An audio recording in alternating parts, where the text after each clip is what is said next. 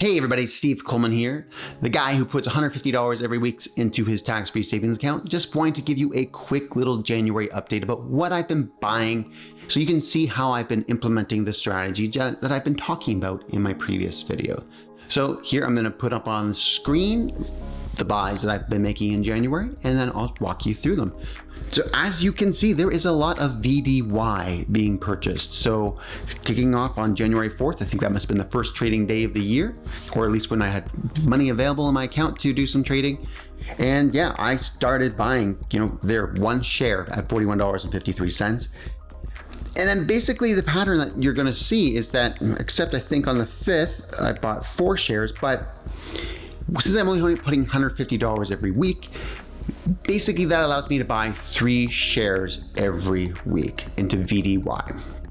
Why VDY? That's the Vanguard High Dividend Yield Canadian Index Fund. So I'm trying to grow some dividend income, so some investment income from dividends to be able to kind of tap into for any kind of unforeseens, which this month so far there's been a few. So maybe I'll get into that in another video.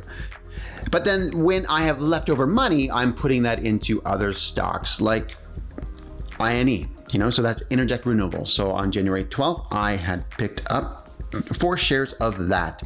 And I believe the reason I picked 4 shares was I think I got it up to a nice even number of shares there. So I'll look on my spreadsheet and verify that.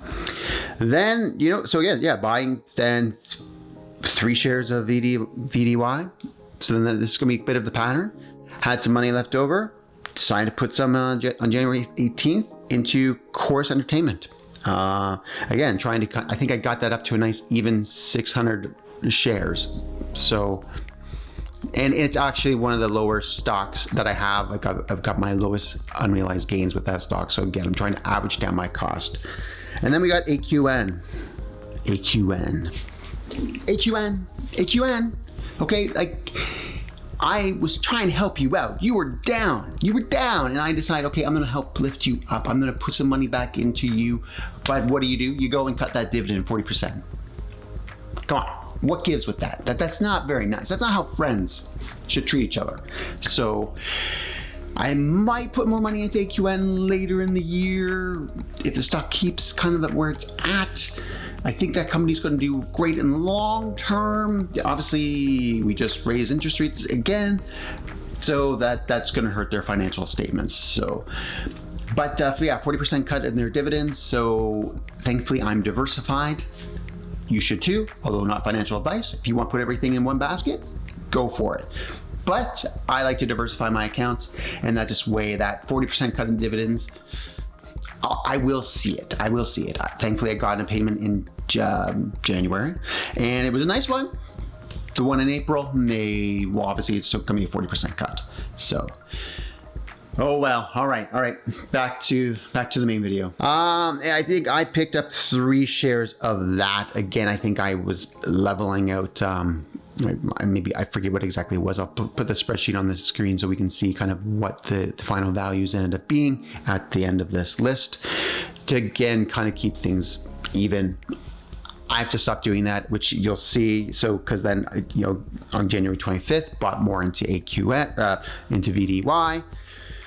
3 shares of that, and then I had some money left over, and again I put money into Pizza, which I had a nice even 100, but then whatever, who cares? I bought 2 additional shares of that, so now I have 102.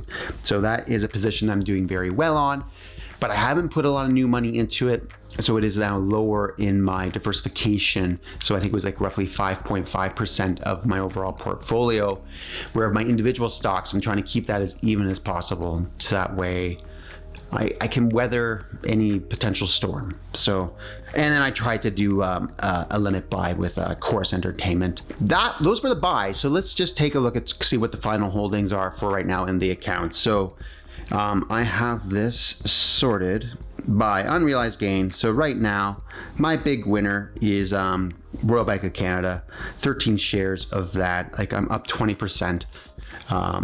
This is one where, the current stock price is $133. I have to intentionally then purchase more into Royal Bank because obviously I'm not, after putting $150 in, I'm not going to have an extra $130 left over. So when it comes time to putting more money into Royal Bank, which I don't know if I will, leave a comment, your thoughts on Royal Bank of Canada. Is this a good stock to keep putting money into? Future video on that topic. Stay tuned for that. Hey, like, subscribe, stick around for it. And I'm not going to go down the whole list, but basically just here you can see pizza. Oh, I haven't updated my spreadsheet yet with the new purchases. It's still saying 100 for pizza. But yeah, AQN, I got it up to 150.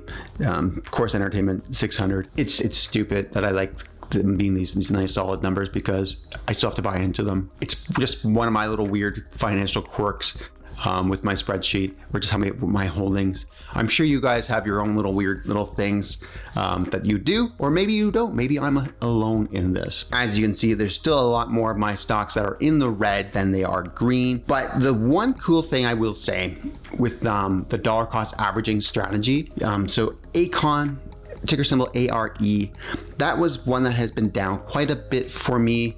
I'd have to go back and see how low it actually was, but I think it was around in the 30% mark. Did a lot of dollar cost averaging in that one, and now it's doing a slow recovery. So now it's only like down negative 16%. So it has recovered a bit, and that still means like there's $370 unrealized gains. It has jumped up. It's of my individual shares, it is actually now my number one valued company. There just kind of shows that dollar cost averaging, how that does pay off.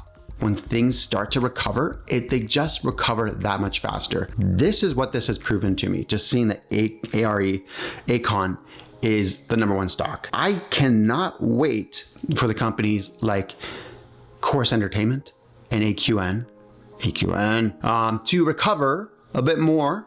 And because I've been able to buy them really low, boom, baby, right back up there. They're going to be champions in this portfolio. I'll end on this note that it's a long game, right? I'm not buying these things for short-term gains. I'm buying this for the long haul. Even though I'm starting to see in the short term a nice recovery on ARE, I'm not going to be selling it. I'm going to just let it ride. So I'm probably going to be holding these positions for at least 20 years. I'm going to wait till I'm retired. And again, I'm buying these ones because they're paying dividends. I'm earning investment income, and that is where it's at. It's been fun, guys. You know, January is almost over. I can't wait to do a dividend update for you guys to let you know of all the dividends I received in January. It's been a great month. I hope it's been a great month for you as well. And stick around, subscribe, like, and leave a comment, and we'll see you in the next video, and keep it in the green. Take care, guys. Bye.